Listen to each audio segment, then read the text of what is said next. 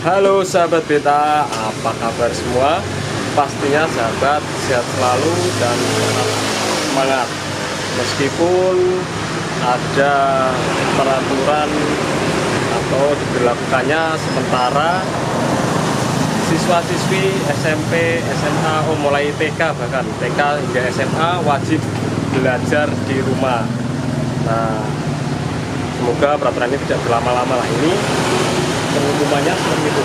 Kita belajar di rumah mulai tanggal 16 sampai dengan tanggal 29 Maret. Ini di SMP 1 Mejobo Kudus. Nah, seperti apa tanggapan dari kepala sekolah maupun guru-guru di sini? Mari kita masuk ke dalam, kita lihat suasana sekolahnya dan tanya-tanya langsung kepada kepala sekolahnya. Mari masuk ke dalam.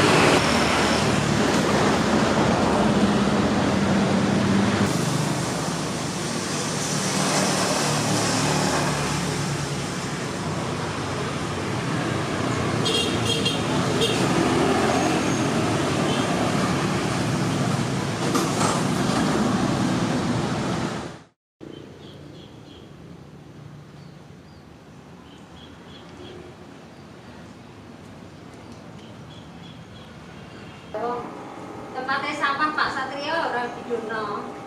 Nah sahabat, ini sudah ada di depan ruangan kelas. Ini semuanya kosong, kelasnya kosong ini. Mari kita lihat ke dalam. Kosong. Semuanya kosong, tapi tidak diliburkan. Cuman belajar di rumah, siswa harus tetap belajar di rumah, dan ada juga mata pelajaran yang harus dipelajari selama 2 pekan adanya surat edaran dari Gubernur Jawa Tengah ini untuk meliburkan. Bukan diliburkan deng, tapi belajar di rumah. Mari kita lihat-lihat ke dalam dan kita tanya-tanya langsung kepada Ibu Kepala Sekolah seperti apa sih tanggapan sekolah di SMP 1 Mejobo Kudus ini. Bapak Ibu semua yang saya hormati, untuk pagi ini kita mengadakan koordinasi sebentar dalam rangka menindaklanjuti Dinas Pendidikan Kepemudaan dan Olahraga Kabupaten Kudus yang isinya tentang anak belajar di rumah terkait dengan COVID-19, yaitu siswa diliburkan dalam arti pembelajarannya nanti untuk segera dikoordinasi serta tim dari kurikulum untuk menindaklanjuti, termasuk jadwalnya bagaimana, monggo nanti diatur mungkin yang lebih fleksibel. Dan Ibu Dian minta ini Bu, apa tanggapannya terkait surat edaran gubernur yang meliburkan sekolah selama 2 pekan, Bu? Ya, terima kasih. Setelah ada surat edaran dari gubernur, kemudian ditindaklanjuti dengan surat edaran dari Dinas Pendidikan, Kepemudaan dan Olahraga Kabupaten Kudus, ya, yang ininya juga sama, yaitu meliburkan atau bukan meliburkan ya, siswa belajar di rumah selama 14 hari. Mulai tanggal 16 hari ini sampai tanggal 29 Maret nanti. Nah, terkait dengan info yang yang segera untuk ditindaklanjuti, maka kami akhirnya segera berkoordinasi dengan tim di sekolah dengan cara membuat ini surat edaran dari sekolah untuk orang tua yang perlu diketahui, dan pengumuman. Nah, pengumuman ini sama surat edaran ini dipasang di pintu gerbang sekolah, karena mulai hari ini anak-anak tidak boleh masuk sekolah. Itu himbauan tadi malam yang disampaikan lewat koordinasi semua MKKS, ya. Jadi pagi-pagi sekali tadi terus kami segera menindaklanjuti dengan membuat surat edaran yang kami tanda tangani sama pengumuman, terus dipasang, ditempel di kedua pintu gerbang sekolah. Yang kedua, melalui WA atau HP juga koordinasi semua Bapak Ibu wali kelas segera menginfokan ke siswa, karena di wali kelas masing-masing punya grup kelas. Nah, itu untuk memberitahukan bahwa mulai hari ini sampai tanggal 29 anak-anak belajar di rumah. Nah, belajarnya bagaimana? Nah, ini akhirnya sudah tidak lanjut juga, mulai hari ini tadi ada jadwal khusus yang masing-masing wali kelas dan guru mapel ini berkoordinasi menyampaikan dari guru mapel diberikan ke wali kelas kemudian yang share ke grup kelasnya masing-masing dengan tugas yang terstruktur. Nah, tugas terstruktur ini dikandung maksud untuk mengecek dan rasa tanggung jawab anak-anak benar-benar melaksanakan tugas ini di rumah, dan tagihannya ada yang diminta nanti setelah masuk tanggal 29 itu masuk sekolah, ada yang langsung dalam bentuk video pembelajaran, jadi anak belajar membuat video terus langsung kirim balik ke guru pengampunya. Nah, sementara seperti itu. Jadi meski bukan diliburkan ya, tapi Iya, belajar di rumah ini, tapi tetap ada upaya controlling dari pihak sekolah sendiri ya. Ada. Jadi semua wali kelas dan guru mapel selalu standby HP-nya untuk on, tidak boleh dimatikan, dalam arti mungkin tugas itu ada kesulitan bagi anak, dia langsung komunikasi dengan guru mapelnya ataukah wali kelasnya, itu bisa. Nah, sementara Bapak Ibu guru setiap hari tetap standby di kantor, ya, karena ini juga mengantisipasi kalau ada komunikasi dari anak maupun orang tua. Itu, ya. Tapi lewat HP, tetap anak tidak boleh ke sekolah. Dan kegiatan tidak hanya kegiatan yang KBM pagi yang libur atau yang diganti di belajar di rumah, tapi kegiatan ekstra kurikuler semua ekstra diliburkan. Ya.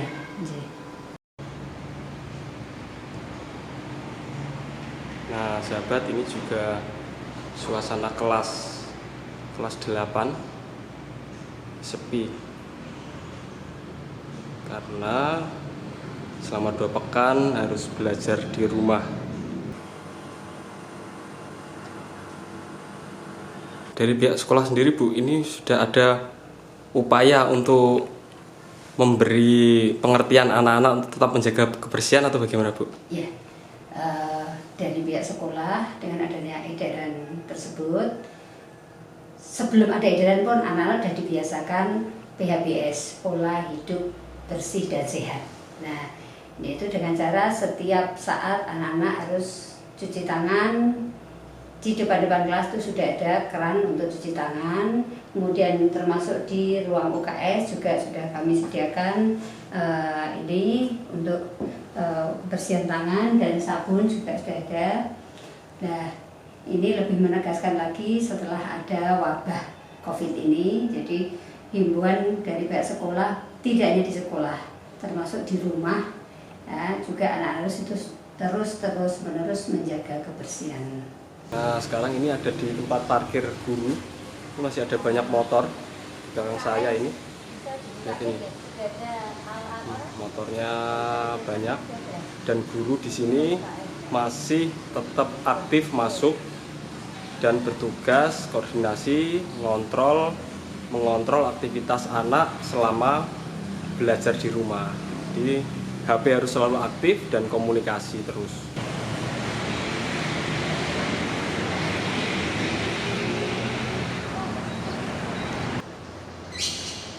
Nah, ini suasana sekolah dari lapangan basket SMA 1 Mbae.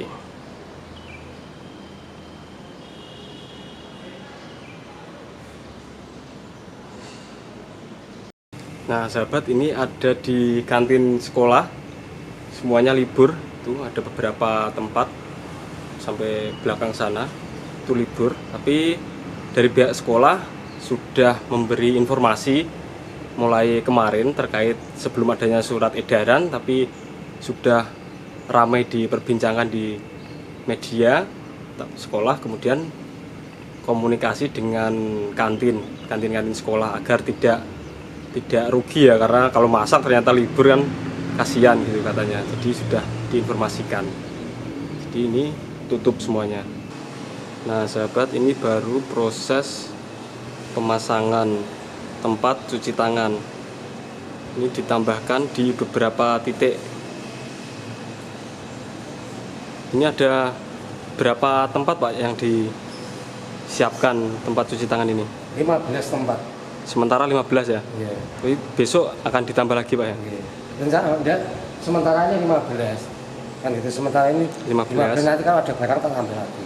Ini kesulitan barangnya. Barangnya sulit ya? Iya, Pesannya. Nah sahabat, ini di belakang saya terlihat sepi, cuman masih ada beberapa guru tadi. Oh masih banyak lah gurunya, memang masih aktif. Guru tetap masuk seperti biasa, cuman siswa sudah diwajibkan untuk belajar di rumah selama 2 pekan. Nah seperti apa kesiapan sekolah dan bagaimana rencananya dengan adanya surat edaran mewajibkan siswa belajar di rumah ini, mari kita tanya-tanya langsung kepada Bapak Kepala Sekolah. Terkait dengan edaran siswa belajar di rumah, kami menyampaikan informasi secara serentak Pak, itu kepada siswa-siswa kami bahwa mulai tanggal 16 sampai dengan tanggal 28 anak-anak dipersilakan belajar di rumah.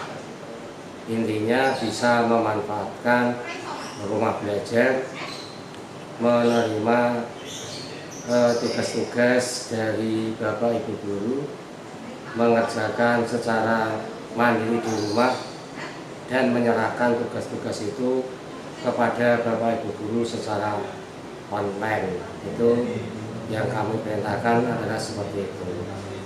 Terkait dengan kegiatan ini tentunya Bapak Ibu guru juga siap untuk menerima konsultasi dari siswa-siswa